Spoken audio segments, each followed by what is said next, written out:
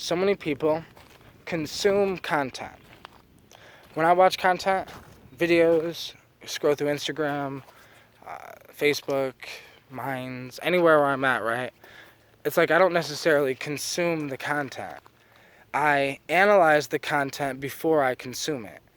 Meaning, when I'm watching videos, when I'm watching anyone, I listen to everything they say. I'm not someone that has a short-term attention span, so it's like, I do, but I don't. I know how to control my mind, right? So it's like, when I want to learn something, if I click on a video and the video's 30 minutes long, guess what I'm doing? I'm sitting there for 30 minutes, no distractions, and I'm watching the video, right? And if I'm not watching the video, I'm listening to the video. Because nowadays, you could just click on the video and you can continuously do something and, use videos kind of like podcasts, right? Where you just listen to them. But regardless, I'm taking the information in. But before I literally store it in my long-term memory, I analyze the information. I make sure that it's accurate. If they said some science shit, I'll Google it. If they, it's like, also, like, if somebody's talking about, like, their problems or whatever, I don't want to suck their negative energy. I want to help give them some of my positive energy. So I'll watch the video and I'll listen to what they're saying, but I'm not holding it in. I'm not necessarily storing it in my long-term memory. I'm watching the video, I'm analyzing what they're saying, I'll be in the comments giving them advice or something, just giving my perspective on the situation, and then after that, it's like, I don't even, it's not that I don't want to store it in my long-term memory, it's just I don't have the space in my head to store everything, and neither do you. So we store what is important to us, right? And what's important to me is helping people, not putting their problems on me. What's important to me is, this is just, I feel like this is just life, right?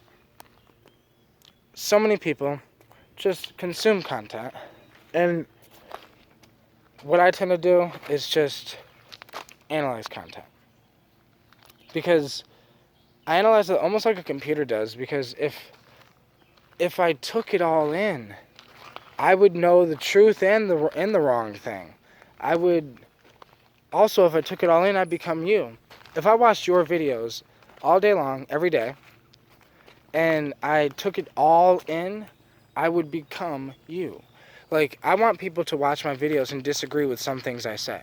Because if you don't disagree with some things I say, I don't know, I get weirded out a little bit, I don't know. Because I don't know everything, right? So it's like, I want people to disagree with what I have to say. That's one of the reasons why I upload videos, because I want people to put their opinion on it. I want to learn, I want to gain information. And I know I don't have all the right information, because neither do you, and neither does anyone else. But if we listen to each other, we can learn something. But you want to be able to listen, you want to be able to hear what people are saying, but you don't want to, have it be stuck to you, right? Especially if they're sitting there, like therapists, for example. I can only imagine therapists have to do this with their mind, right? They have to train their mind to be able to listen to people, help them, but not embody their problems. Because if, therapists listen to people's problems all day long, so it's like I can imagine that listening to people's problems all day long, if you didn't train your mind how to not get those problems attached to you, then you're going to be fucking miserable. You're going to be fucking depressed. You're going to be suicidal. You're going to be this. You're going to be that. That is also probably why a lot of therapists, need therapists. That's probably why a lot of therapists, do kind of lose their mind a little bit, do kind of get too attached to their people, and they get depressed themselves or whatever because they hear everyone else's problem. And those therapists that get that way, they just haven't trained their mind to be prepared for what they were walking into, If you're going to run a marathon, you got to train for it. You can't just, if you don't even jog, right? Imagine someone who's never jogged, who never did anything, just say, hey, I'm about to run, 100-mile marathon. It's like, it's yeah, they wouldn't make it. They would maybe hurt themselves, maybe injure themselves. You have to be prepared. And I think the same thing happened with technology, right? Technology is a great tool, but a lot of people are just hurting themselves with this tool. And it's not like they're physically hurting themselves, they're just, a lot of people are mentally hurting themselves. They're keeping themselves mentally stagnant, and they're fucking miserable, right? A lot of people, all they do is complain about other people's problems. They'd be like, yo, did you see what this person posted on Facebook? Oh, this fucking whatever, blah, blah, this motherfucker, like, people literally, they're on Facebook and they're consuming other people's problems and they're getting irritated about it. And it's like, that's something I do not allow myself to do. I'm not gonna, I will listen to everything people have to say. There's a lot of times where I'll read people's comments, and if they're all pissed off, they're saying, man, fuck life, I hate this shit, it's bullshit.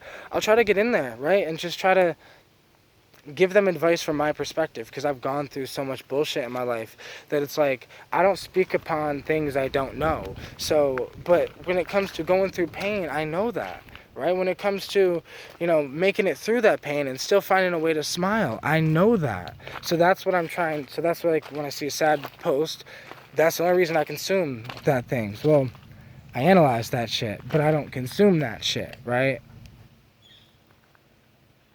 Because I would be miserable. When they say focus on the good, try to stay positive, they don't mean smile all the time and forget to cry. They mean don't forget to cry, but also don't forget that your tears are going to be just as short as your sadness. I mean, your tears are going to be just as short as your happiness. Meaning that happiness comes and goes. Sadness comes and goes. It's like, I think this is just life. We're supposed to learn. And with social media, we're gonna have a lot of content that you're watching, a lot of things you're watching, and you're like taking in all this information. But analyze the information. If there's anything I say that you like are questioning, Google it. Some things I say you probably can't Google, right? But like there's a lot of things I mentioned about quantum physics and E8 and all this. Like you can Google all this shit. You can learn it on yourself. You can go through all the things I've learned about the plants, the molecules that are in the plants that I use. A lot of that's on Google Scholar, right? You can go through Google Scholar and learn. If it's not on Google Scholar, there's a few other ways to get information. Even if you if you had to, you got to do what you got to do. But if you have to, even go to the deep web to get information, because there's a lot of information there that's uncensored, right? Like you can get straight molecule information if you like, and I'm not suggesting you do that, but I'm just saying that all the information I've learned, I've analyzed before I stored it in myself. Because information can turn you into a different person. I hate to use this analogy, this is kind of a fucked up analogy, but for example, so if a wife cheats on her husband, right, or a husband cheats on his wife, then if they don't know about it, the relationship's going as fine, as planned, or as, whatever. Besides the person who's cheating, if they have a conscience, then they feel bad in their head. But it's like, if not, they're thinking the relationship's going as fine, the other person is, like, completely fine. But once the information gets to the person who's being cheated on, that they're being cheated on, then shit changes. Information can change your life. Information can change your happiness, your perspective, your reality, but only briefly, right? It's what you do with the information that really matters. Yeah, you might be sad if that happened to you, but like realistically, it's a good thing that happened to you, because it's a good thing the information got to you, even though it was extremely painful. And I just think information, in the age of information, we have to train our minds to be able to decipher and just go through and analyze, right? If you give information to a computer, it analyzes it to make sure it's accurate, to make sure it's correct, right? So it's like, I don't know, that's just what I tend to do. And it might not work for you, it works for me, but it's like, I don't know, it's just what works for me. But I'm ending the video here because it's basically all I have to say. Because if not, I'll just end up repeating the whole thing again. Sometimes I forget how beautiful it is out here.